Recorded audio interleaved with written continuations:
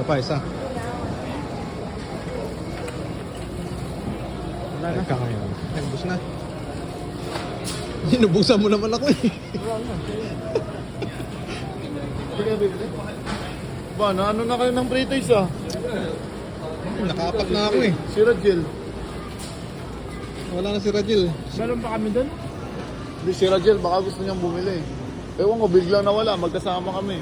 Si Bakla. Naghahanap yan. Ewan ko lang kung nakita mo. Kuha mo na si Bakla ng isa. Makakuha na yun, marami ng service. Bumili ka na. Kuha rin ako.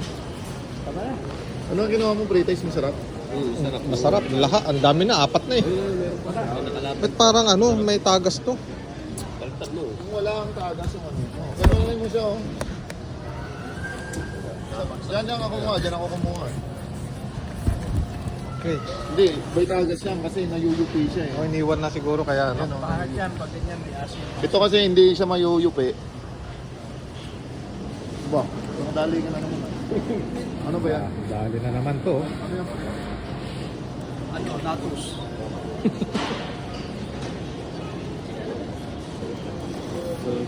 Roasted red pepper hummus and sweet potato. Okay.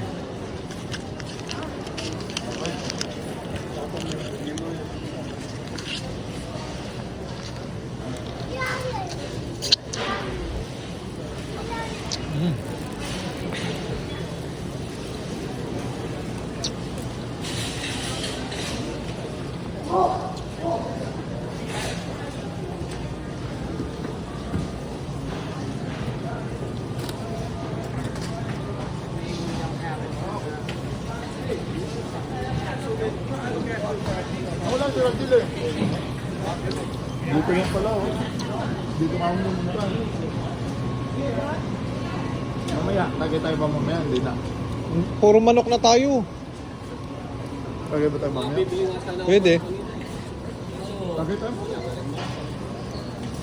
Second natin na. Paano?